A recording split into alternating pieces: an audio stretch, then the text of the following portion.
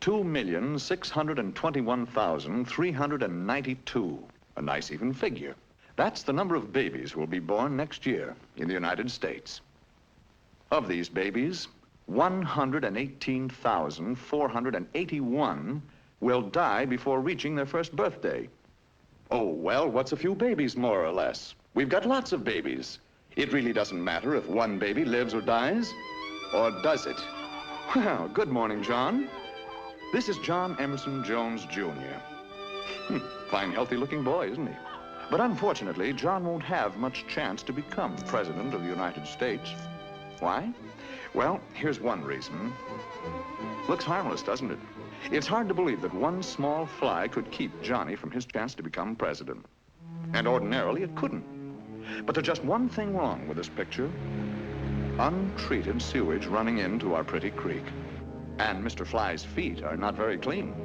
In fact, they're very filthy and loaded with germs like those that cause dysentery. If some of these dysentery germs should happen to infect Johnny at his age, he not only won't be president, the chances are just about 1 out of 2 that he won't even be alive. Stop! Can't anything be done to save Johnny? Oh, I suppose we could train all flies to wash their feet. Or shoot all flies. Or we could do away with all babies. But there must be a better answer than that. This is where I come into the picture. Your local health officer and my staff.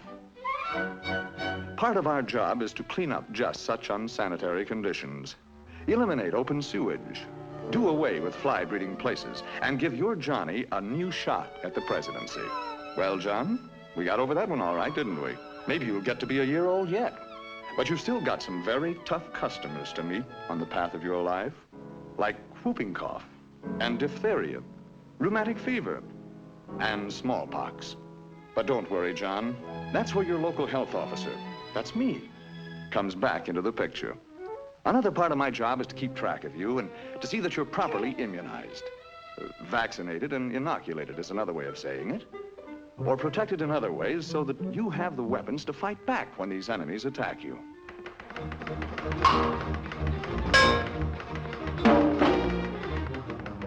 You see, Johnny, most immunizations should be completed before you become 1 year old. Does that surprise you? Well, well. Look who's in the 4th grade. Hiya, John. Shh. Oh, I'm sorry. Mind if we look around?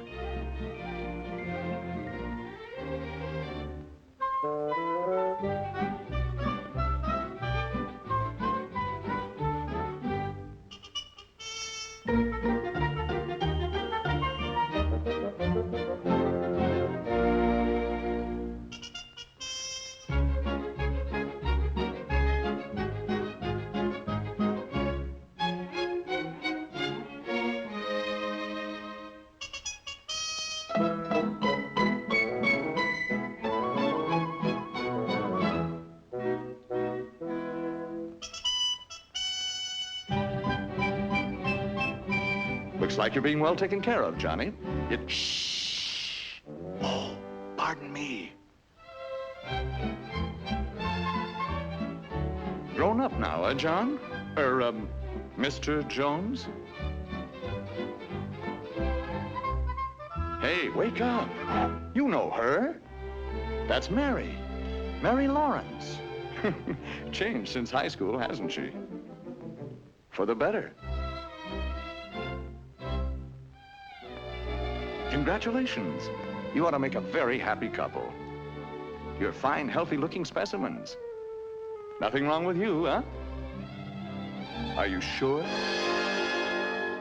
Let's be really sure. Step in for just a couple of minutes.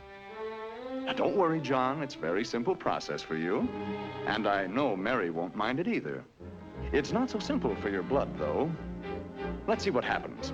First, it's numbered, whirled, a warm bath, shaken, checked, cooled, bathed again, then carefully read. And aren't you lucky that you happen to live in a community that has a health department?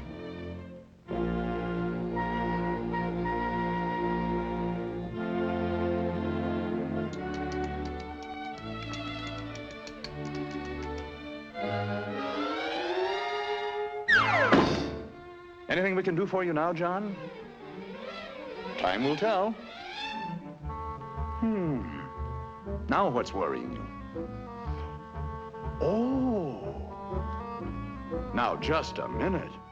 Your wife has had excellent prenatal care, advice and instruction, and good medical care.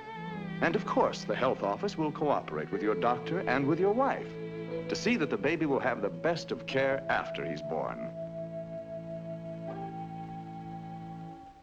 So why worry, John? Well, what do you know? It's a boy.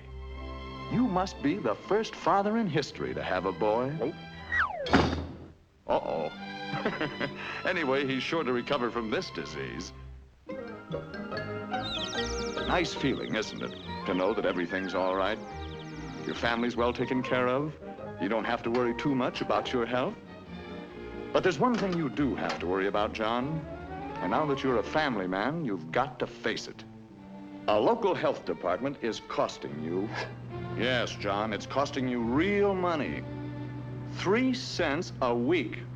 That's right. 3 cents a week per person can provide basic public health services in your community. Not much, is it? Well, John, you've been leading a normal, happy, married life. But of course, you are getting a little older. Your hair is receding, which is normal. You've developed a double chin, which is normal. You've also acquired a paunch, which is a little abnormal.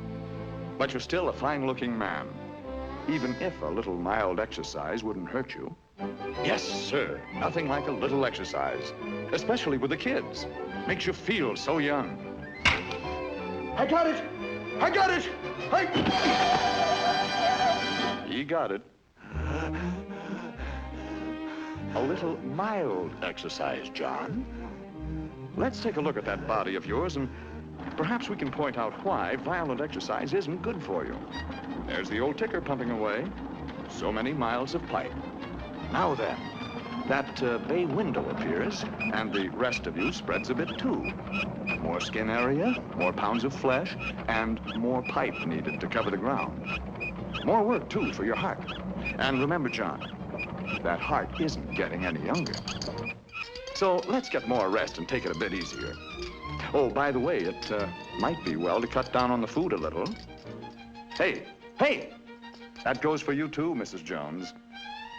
Look, John and Mary Jones, let's not kid ourselves. This is the age when cancer, heart disease, and diabetes are the big killers. Now, wait just a minute. Don't get panicky. Nobody said you have these diseases. With a few simple precautions, you'll have very little to worry about. Periodic checkups by your own doctor are the most important thing. Don't wait until you're sick. Always remember, early diagnosis and early treatment are the best weapons with which to fight cancer, diabetes, and heart disease. The family, the doctor, and the health officer. One kind of eternal triangle that really makes sense. Grandma and Grandpa Johnny Jones. And we've come a long way together. From now on, folks, you're pretty much on your own. But wait, just a minute. This looks like a happy ending. And it should be a happy ending for a fine boy like Johnny.